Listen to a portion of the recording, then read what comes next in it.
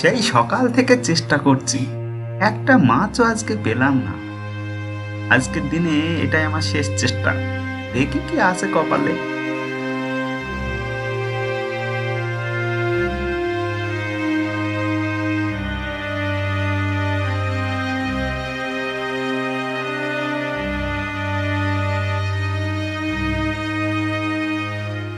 এটা আবার কি?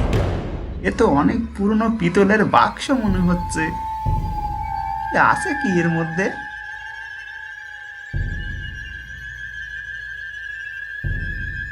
না, তো খোলাও যাচ্ছে না।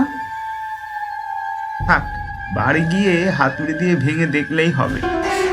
আজ আর মাছ নেই কপালে, দেখি বাড়ির দিকেই যাই। ভাঙড়িওয়ালাকে বাক্সটা বিক্রি করলে মনে হচ্ছে সব অনেক হবে।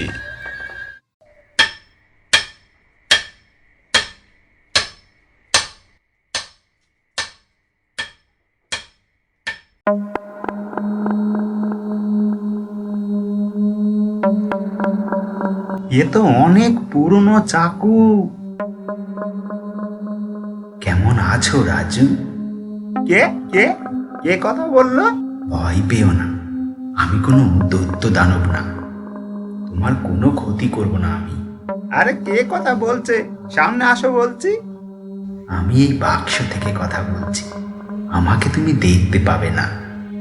দেখো, ইয়ার কি না বলছি, সামনে আসো।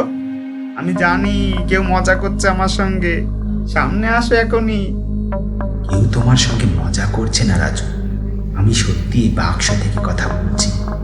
আসলে আমি একটা আত্মা, কিন্তু তোমার ভয় পাবার দরকার নেই। আমি তোমার কোনো ক্ষতি করব না। জানি তুমি বিশ্বাস করতে পারছো না, কিন্তু এটাই সত্যি, আমি একটা আত্মা। আমি কিন্তু সত্যি বিশ্বাস করতে পারছি না এখনো। আমি কোনো স্বপ্ন দেখছি না তো। না না, এটা কোনো স্বপ্ন না, সবটাই সত্যি। আজ থেকে প্রায় 200 বছর আগেকার ঘটনা। আমি ছিলাম তখনকার বিখ্যাত জ্যোতিষী দেবকুমার শাস্ত্রী। মহারাজা রঘুনাথ সিংহের রাজপ্রাসাদে মহারানীর হাত দেখছিলাম আমি। রানীমার হাত দেখে আমি জানতে পারি খুব তাড়াতাড়ি রানীমা প্রাসাদের সমস্ত সোনার অলংকার নিয়ে পালিয়ে যাবে। সে কথা আমি প্রকাশ করতেই রানীমা মহারাজার কাছে ধরা পড়ে যাওয়ার ভয়ে বাক্স থেকে একটা চাকু বার করে আমার বুকে আঘাত করে।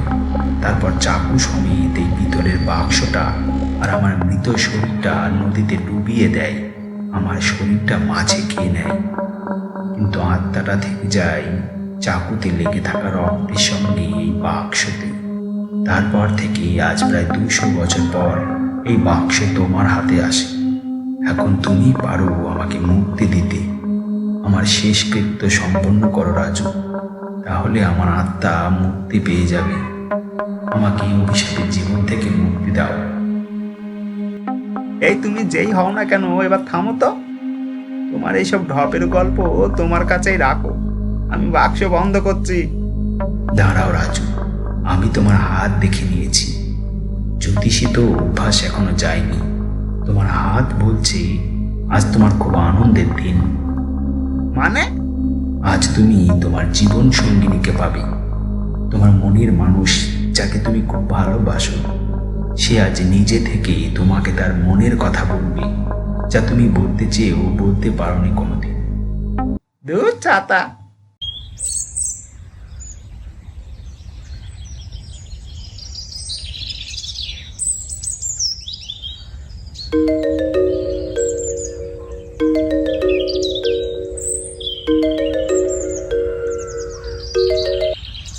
প্রিয়া, তুমি সত্যি বলছো? সত্যি আমাকে বিয়ে করবা তুমি? তার মানে বাক্স বাবা যা বলেছে সবই সত্যি? হ্যাঁ, না না না, কিছু না। আমিও তোমাকে খুব ভালোবাসি প্রিয়া। জয় হো গুরুদেব, কি জয় হো। তোমার কথা মিলে গেছে। আজ প্রিয়া নিজে আমাকে বিয়ের প্রস্তাব দিয়েছে। যে কিনা আমাকে পাত্তাও দিত না, সে আমার বউ হতে চলেছে। তাহলে এবার বিশ্বাস হলো তো? এবার আমার উপকারটা করে দাও তুমি। পুরোহিত ডেকে আমার শেষকৃত্য সম্পন্ন করো আর মুক্তি দাও আমাকে এই জীবন থেকে। হ্যাঁ, অবশ্যই তোমার কথা রাখবো আমি। তার আগে আমার আর একটা কাজ করে দাও দেখিনি। বলো কি কাজ?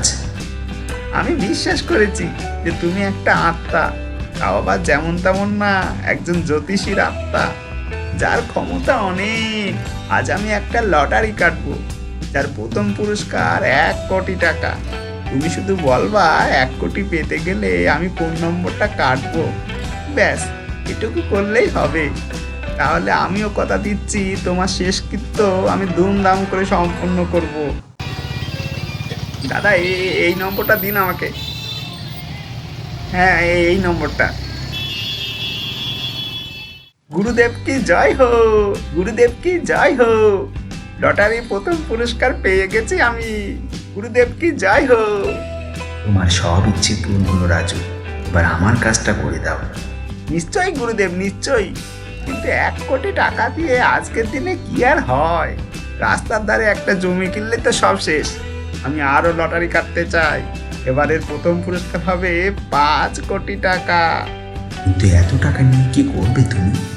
তোমার আয়ু তো আর বেশি দিন নেই। মানে এ কি বলছো তুমি? আমি আর বেশি দিন বাঁচবো না? আর কতদিন আয়ু আছে আমার? এই ভবিষ্যৎবাণী তোমার না শোনায় ভালো। না, আমি শুনতে চাই। আর কতদিন বাঁচবো আমি? কিভাবেই বা মরবো আমি? কি কারণে তুমি মারা যাবে তা আমারও অজানা, তবে এইটুকু বলতে পারি, তোমার হাতে আয়ু আর মাত্র 12 দিন। 12 দিনের মাথায় দুপুর 12টার পর তুমি আর 1 সেকেন্ডের জন্য বেঁচে থাকবে না। এটাই তোমার ভবিষ্যৎ। আমি বাঁচতে চাই বাবা, দয়া করে কিছু একটা করুন। আমি শুধু ভবিষ্যৎ বলতে পারি রাজু, জন্ম মৃত্যু তো ভগবানের হাতে। আমি তো আর ভগবান নই বাবা। আমি জানি বাবা, তোমার ভবিষ্যৎবাণী ভুল হবে না। আর মাত্র 12 দিন হাতে আছে আমার। কি হবে এইসব টাকা পয়সা? সব গরিবদের মাঝে বিলিয়ে দেবো আমি, আর তোমার ইচ্ছেটাও পূরণ করে দেবো আজকেই।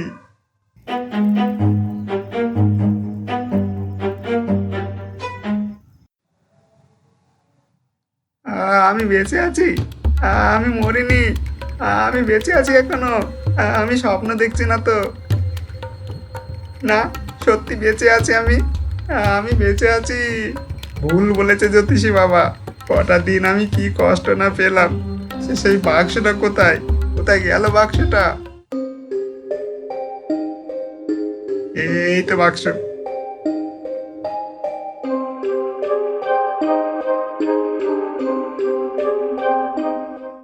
ওই জ্যোতিষী, তুমি কোথায়? ভুল বলেছো তুমি।